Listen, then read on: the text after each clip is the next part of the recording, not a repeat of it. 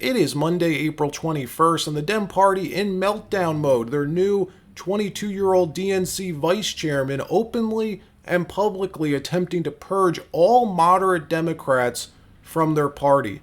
Leadership now wanting this kid's head. We're going to show you.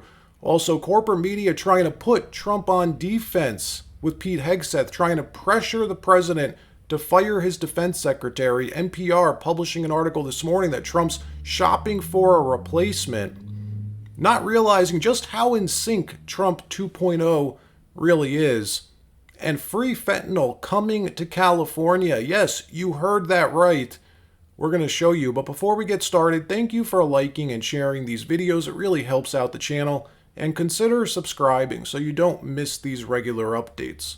So 2 months ago, on February 1st of this year, the DNC elected David Hogg to be vice chairman of their party. 22 years old, the new vice chair of the DNC, a rabid left activist. If you're not familiar with who David Hogg is, he was one of the students at Parkland High School, a huge critic of the Second Amendment, believes the Second Amendment should be completely repealed.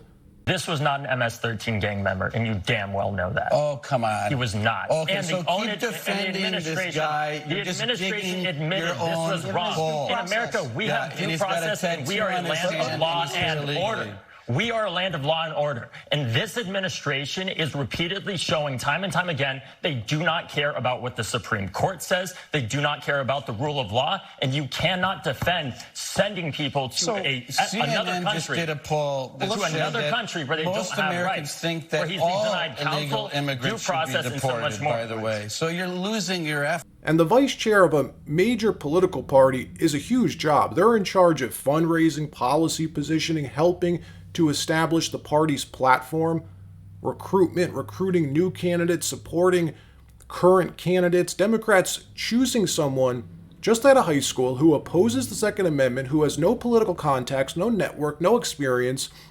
What do you think happens? You end up with a 21% approval rating.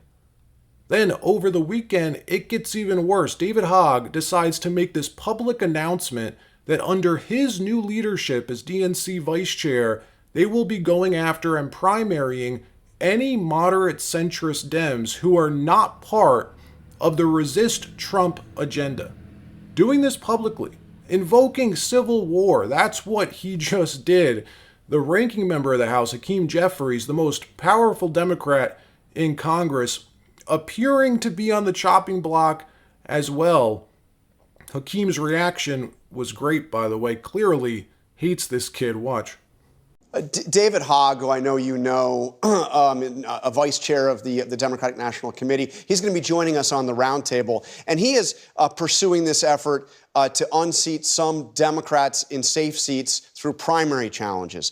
He's talked about a culture of seniority politics that is not working for the party. He said, quote, "We need a better Democratic Party and need to get rid of the Democrats in safe seats who do not understand what is at stake now, who are asleep at the wheel, not meeting the moment, and are a liability now into the future of our party." What's your response to this idea of targeting some of your Democratic incumbents? Well, I look forward to standing behind every single Democratic incumbent, from the most progressive to the most centrist and all points in between. This is the problem with the Dem Party, learning nothing from the last election, getting stomped because they're too extreme, too left, too radical. Their positions and policies just loony, leaving the majority of America behind. Huge numbers of Democrats leaving the party, joining the MAGA movement because of people like this. We can name them off all day. Tulsi Gabbard, RFK Jr., Joe Rogan, the list goes on and on. Even Bill Maher, someone who is as classical a liberal as you get, is secretly making the move. Not quite there yet, but he's getting close. Watch yesterday him interviewing Charlie Kirk, explaining this perfectly, how his party has taken the bus all the way down to Crazy Town. That the only people left in his party are the purple-haired jihadis, as he calls them. Roll the tape. We have different jihadis that want to kill me. The purple-haired jihadis, the woke guys. Well, they want to kill me just as bad. Probably. Oh, they really do. No, you've been very outspoken on the woke stuff. Big time. Oh, yes. I mean, and they, just the way within a religion, they hate their own apostates more. I would say they hate me more because I'm supposed to like get on the short bus to Crazy Town with them, and I won't. And yet I'm still a liberal and still like, you know, I mean, we probably could argue all day about Donald Trump and what he's doing, which I'm not down with. But, you know, it's always the people who are closest who think, oh, gosh, you shouldn't have, you're a traitor somehow. I was going to ask, is it because they thought you were one of them and that... I am one of them. They're not one of me. Okay. It's the liberals who have... So they've left you, not you left. Yeah, well, I think that's feel fair. like there's... Liberal and woke are two completely different things. It was the theme of my last stand-up special that I just did a few months ago. And it's basically... I mean, it wasn't the whole special, of course, but it was a large part of it devoted to that, to proving that case that, you know, what liberals believe, woke is something completely different. It's very often the opposite of it. You know, liberalism is let's live in a colorblind society. That's the goal. Woke's goal is we see race everywhere. Race obsession. Yes. Okay. So that's not liberal. You change. Liberal is there a two-state solution. Woke is river to the sea. Okay. So just don't take my word and say you're that. You took this and took it to. You got off the F train, you fell asleep, and you got off the 20 stops too far, and don't blame me for that. And you'd think right now Dems would be doing well. Trump's at this very vulnerable stage of his presidency, the hardest, most difficult moment. He's upending the status quo, the global economic order, realigning trade deals all around the globe. Most Americans believing the economy will get worse before it gets better. This is like the one time, the moment, when Dems should be above water, beating Republicans, but they're not. Latest polling has them at 21% approval. 21% is the Democrat Party's approval rating. They're defending waste, fraud, and abuse, slave labor, DEI, illegal alien gang members, the worst positions, and the lowest approval rating in the history of polling. Watch. Holy Toledo. Voters' views of the Democrats in Congress among all voters disapprove 68%. And look at the approved number, just 21%, even lower than the Democratic Party at large. This is the lowest on record for Democrats, according to Quinnipiac University polling. You think these numbers are bad? Let's go to this side of the screen. We'll look how Democratic voters feel. Get this. The plurality of Democratic voters disapprove of Democrats in Congress at 49%, and just 40% approve. Horrible, horrible, horrible. In another story, President Trump coming out this morning with a full-fledged endorsement of Pete Hegseth, his defense secretary, standing strongly behind him after corporate media and establishment Washington are at it again, trying to creep in to his administration, cause confusion and discontent, trying to put Trump on defense in what seems like this coordinated attack. Yesterday, multiple news outlets reporting more sensational allegations of Hegseth violating operational security ahead of the March 15th strikes on Yemen.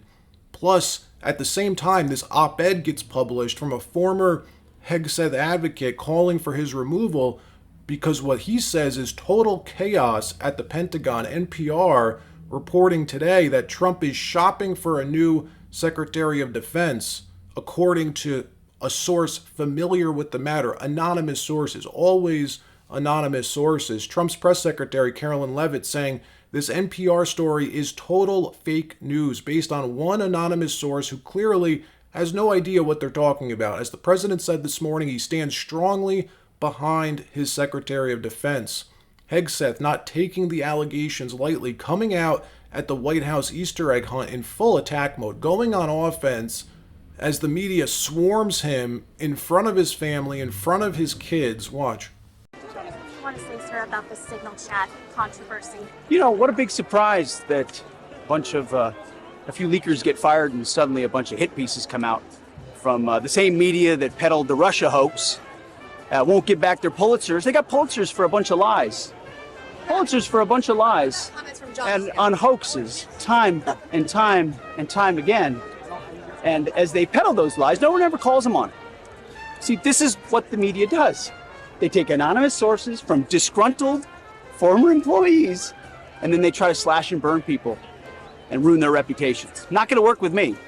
because we're changing the Defense Department, putting the Pentagon back in the hands of warfighters, and anonymous smears from disgruntled former employees on old news doesn't matter. So I'm happy to be here at the Easter egg roll with my dad and my kids, because, you know, this is what we're doing it for.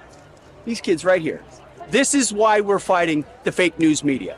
This is why we're fighting slash and burn Democrats. This is why we're fighting hoaxsters.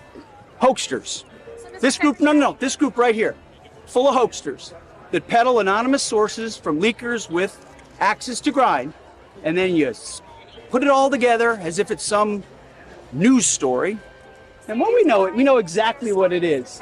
So I'm really proud of what we're doing for the president, fighting hard across the board, and I'm going to go roll some Easter eggs with my kids. Thank you very much. Have you spoken to the president? Have spoken to the president, and we are going to continue fighting on the same page all the way.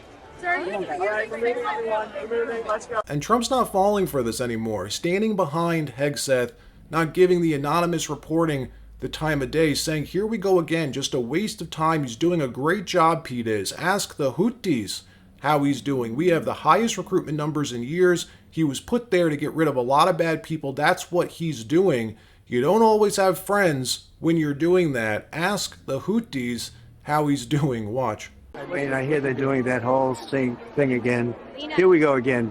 Just a waste of time. He is doing a great job. Because he's doing a great job. Thanks, sir.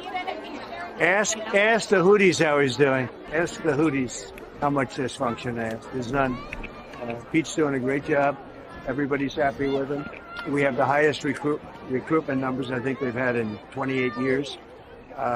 No, he's doing a great job. It's just fake news. They just bring up stories. I guess it sounds like disgruntled employees. You know, he was put there to get rid of a lot of bad people, and that's what he's doing. So you don't always have friends when you do that. Let me know in the comments what you think about this. I think it's great. They're no longer falling for these hoaxes. Trump 1.0, it was constant. They would respond to each fake crisis the media invented. It's not happening this time. In another story, Democrat Jamie Raskin is now issuing threats to El Salvador's president and all other world leaders, saying, I'm putting you on notice for supporting the Trump administration. President Bukele and other autocrats of the world have to understand that the Trump administration is not going to last forever. We will remember who stood up for democracy in America and who tried to drive us down towards dictatorship and autocracy. Watch. But look, President Bukele, who's declared himself a dictator, and the other tyrants, dictators, autocrats of the world have to understand that the Trump administration is not going to last forever. We're going to restore strong democracy to America, and we will remember who stood up for democracy in America and who tried to drive us down towards dictatorship and autocracy. So I'm glad that Chris Van Hollen showed exactly where America is, and we're not afraid of any dictator anywhere.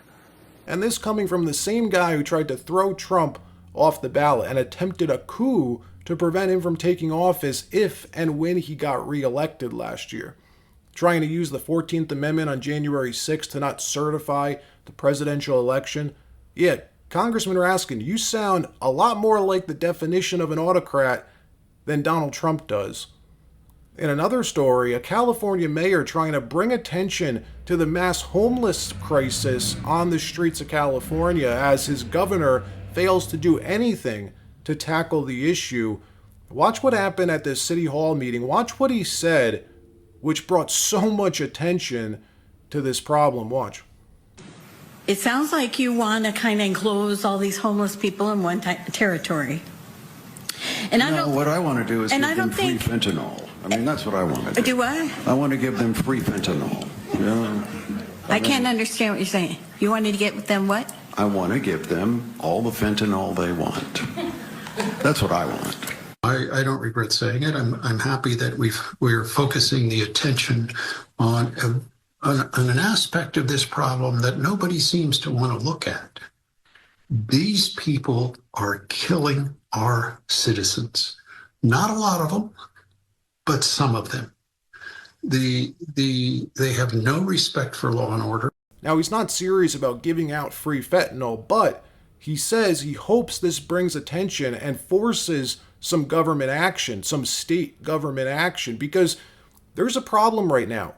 Gavin Newsom spent over $30 billion to fight homelessness, yet the homeless population continues to increase. And some of these people are violent, very violent. There's video after video of homeless people with clearly mental illness attacking and being very violent, hurting innocent civilians, getting no jail time, very little jail time because of their bail system. Hopefully this brings some attention to this crisis. All right, that wraps up this episode. Like, subscribe. We'll see you next time.